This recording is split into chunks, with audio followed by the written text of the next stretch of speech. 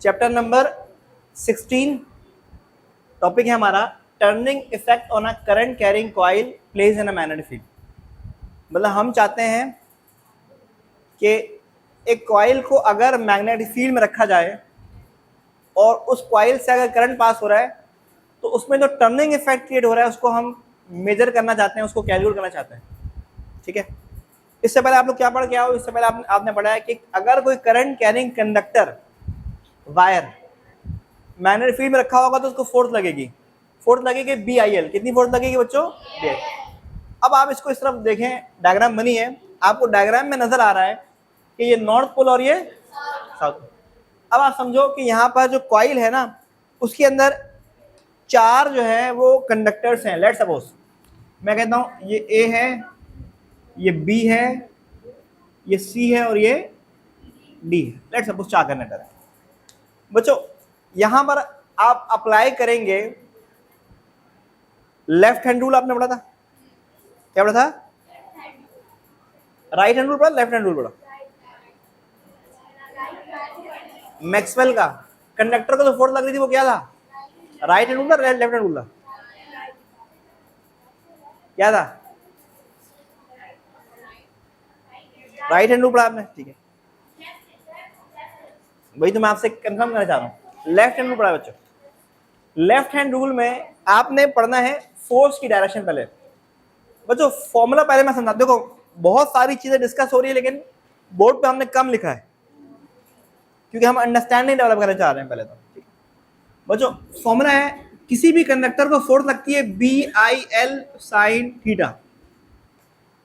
Magnetic field north से start होगी south तक जाएगी, ऐसे जाएगी। नॉर्थ से स्टार्ट होगी, कहां तक जाएगी बच्चों? साउथ तक जाएगी।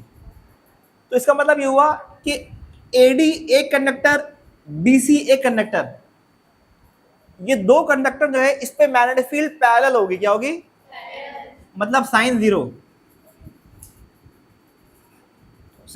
पूरी वैल्यू क्या देगी? जीरो। इसका मतलब साइड AD और साइड BC इसको फोर्स लगेगी, कितनी लगेगी? जीरो। इसको कोई फोर्स नहीं लगेगी। लेकिन जो साइड AB है और साइड CD है ये परपेंडिकुलर है। क्या है? तो इसको फोर्स कितनी लगेगी तो देखिएगा बच्चों।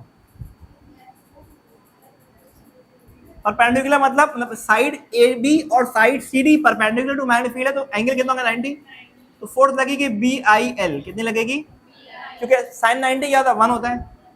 तो साइड AB और साइड CD को फोर्स लगेगी BIL।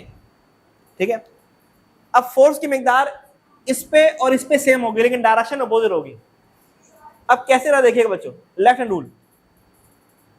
एरोस मैंने गलत मार्क किए, मैं एरो सही कर रहा हूं पहले तो।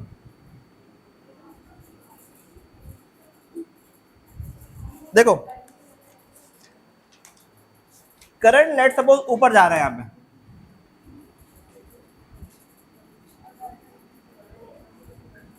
ठीक है, इस तरह करंट ट्रैवल कर रहा है। अब आप देखिए लेफ्ट हैंड रूल देखिएगा, वो तो thumb is pointing the direction of current. ये देखो साइड AB को कंसीडर करिए। अभी आप किसको कंसीडर करिए? साइड AB को। AB को करंट कहां जा रहा है? ऊपर। मैग्नेटिक फील्ड ऐसे जा रही है नॉर्थ टू साउथ, फोर्स कहां लगेगी? आउटवर्ड। इस साइड को फोर्स लग रही है ऐसे बाहरी तरफ। अब इस साइड को देखिएगा, इस side current is pointing downward, magnetic field इस तरह लग रही है और मिडिल फिंगर बता रहा है डायरेक्शन ऑफ फोर्स, मतलब इस वाली साइड को फोर्स लग रही है इनवर्ड। आप इसको ऐसा समझ लो कि ये आपका साइड AB है, ये आपका साइड CD है, तो इसको फोर्स लगेगी यहां पर आउटवर्ड और यहां पे लगेगी इनवर्ड, ऐसे। तो ये दो फोर्सेस इक्वल एंड अपोजिट हैं, acting on two different lines हैं।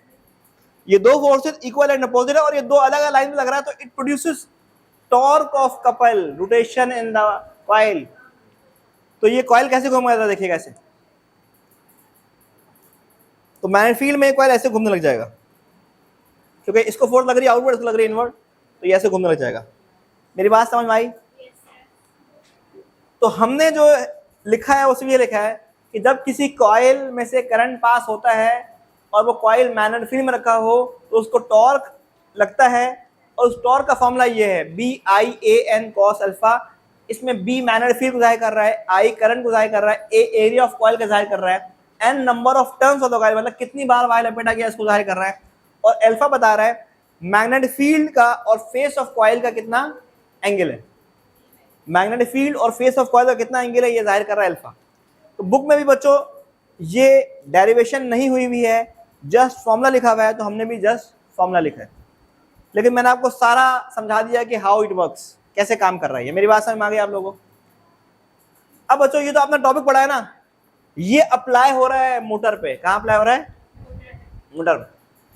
आपको पता है मोटर में भी कॉइल होती है, मोटर में भी आपने करंट पास करवाना होता है, और जैसे ही बटन ऑन करते हैं मोटर घूमती है, इट मींस टॉर्क प्रोड्यूस हो रहा है। ये बात समझ में आ गई?